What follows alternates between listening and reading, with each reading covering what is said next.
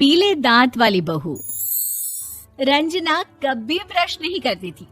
उसे कितनी बार उसके माँ बाप ने डांटा, लेकिन उसका कोई असर उस पर होता ही नहीं था, जिस कारण से उसके दांत पीले पीले हो जाते हैं। शादी के बाद। अरे बहू, वैसे तो तुझ में कोई कमी नहीं है, पर तेरे दांत इतने पीले कैसे हैं बेटा? कैसे मतलब? कोई सर्जरी थोड़ी ना कराई है। वो तो क्या नाम, मैं ब्रश नहीं करती थी तो पीले हो गए। अब क्या करूं? आप कहें तो लाल करवा लूं या फिर काले? यार ये क्या है, क्यों माँ से लड़ रही हो? लड़ रही हूँ? अरे मैं लड़ रही हूँ या ये बोल रही है कि दांत पीले हैं, पीले। अरे तपस्या थोड़ी ना की है इन्हें पीले करने के लिए। बकायदा ब्रश नहीं किया है 20 साल तक, तब जाकर। छी, कैसी बात कर रही हो? ये उस वक्त तो पीले नहीं थे जब हम लोग तुम्हें देखने आए थे। अरे तब साफ करवा लिया होगा डेंटिस्ट के पास जाकर। अब देखो कैसे पीले पीले लग रहे हैं। रंजना सास की तरफ गुस्से से देखती है। फिर शुरू हो गई पीले पीले पीले।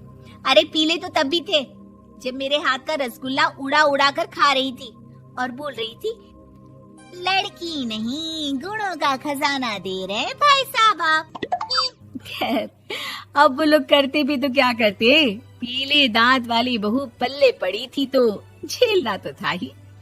एक दिन कीर्तन में रंजना गाना गा रही थी।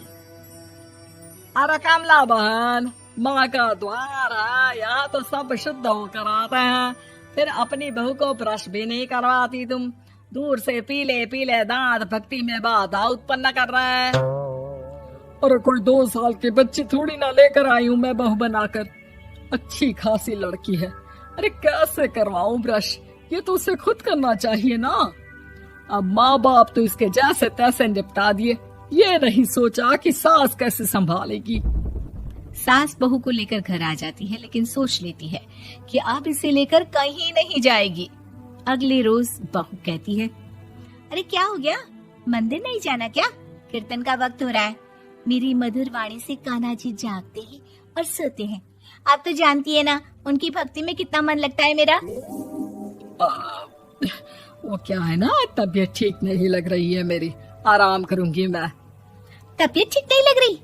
अभी तो मिथुन के गाने पर नाच रही थी आप, और अब बोल रही है कि तबीयत ठीक नहीं लग रही।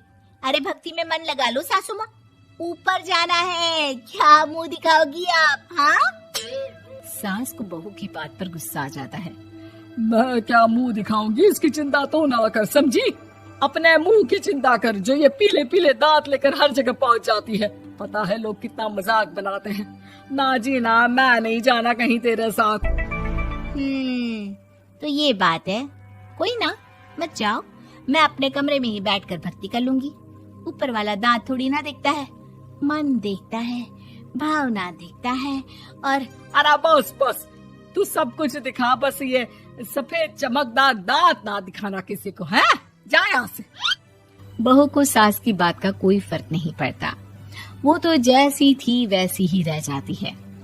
सुबह नहाकर किचन में खाना बनाना, फिर खाना खाना, कीर्तन भजन करना और सो जाना। एक दिन, माँ जी मैं सहेली के घर जा रही हूँ, शाम को लेट आऊंगी। हाँ, तो जाना, मैंने कौन सा तेरी आरती करनी है घर पर बैठकर। रंजना सहेली के घर जाती है, जहाँ वो पार्टी में जाने की तैयारी कर रही होती है। अरे शिखा, कहाँ जाने की तैयारी कर रही है? मैं गलत वक्त पर आ गई क्या?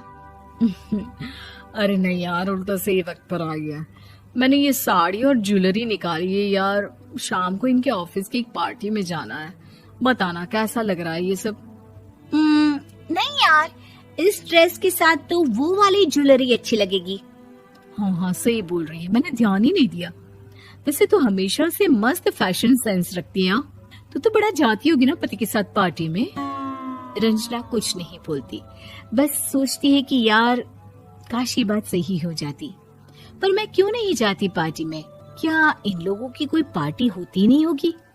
रंजना घर आती है और रात में पति से सवाल करती है, एक बात बताइए, आप मुझे किसी पार्टी में क्यों नहीं ले जाते? क्या आपके यहाँ ऑफिस में पार्टी नहीं होती? पति बेचारा क्या कहता कि दांत पीले हैं तुम्हारे इसलिए। अरे कोई पार्टी होती नहीं हम लोगों के ऑफिस में, तो कहाँ से लेकर जाऊं? और मार्केट, मॉल, कहीं वीकेंड घूमना, कहीं तो। अरे यार सारे हफ्ते में एक छुट्टी मिलती है, तो सोचता हूँ कि आराम ही कर लूं। क्यों? रंजना मन मार के रह जाती है। पहले कभी सास के साथ मंदिर जाया करती थी, लेकिन वो भी सास ने ले जाना बंद कर दिया। घर बैठी बैठी रंजना बोर हो जाती है। तभी उसे आइडिया आता है और वो मायके जाने का सोचती है। सासू माँ, 2 दिनों के लिए मम्मी के घर जा रही हूँ। अच्छा अच्छा ठीक है, आराम से जा। और हाँ, माँ से कुछ अच्छी आदत सीख कर आना कि कैसे शरीर के हर भाग की तरह दांतों की सफाई भी जरूरी होती है, समझी? शुरू हो गई ना आप। वो लोग आपकी तरह नहीं है कि छोटी छोटी बात का बतंगड़ बना दे। उन लोगों के लिए मैं मायने रखती हूँ, ना कि मेरे पीले पीले दांत।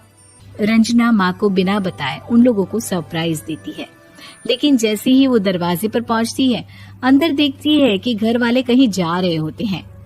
अब माँ, काश रंजना दीदी के दांतों वाली प्रॉब्लम नहीं होती, तो वो भी हम लोगों के साथ चलती ना बुआ जी की बेटी की शादी में। हाँ बेटा, लेकिन अब उसे कौन समझाए कि उसको उसके पीले दांत नहीं दिखते, लेकिन उसके आसपास के लोगों को कितना एम्बैरेसिंग फील कराते हैं। मुझे तो कितनी बार उसके स्कूल की टीचर ने शिकायत की कि उसके साथ कोई लड़की बैठना भी नहीं चाहती, और ना ही कॉलेज में कोई उससे बात करना चाहता था। लेकिन पता नहीं क्यों उसे ये बात समझ में ही नहीं आती।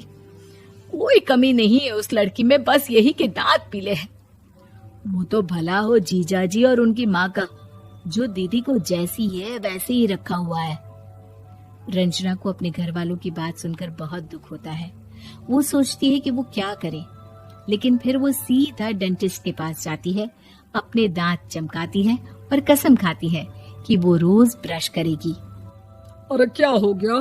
तुम तो 2 दिनों के लिए गई थी ना, पर कोई ना, अच्छा है, चलो आ गई तो। रंजना सास के सामने आकर खड़ी हो जाती है और पूरी स्माइल करती है, उसके चमकदार दांतों को दिखाती हुई।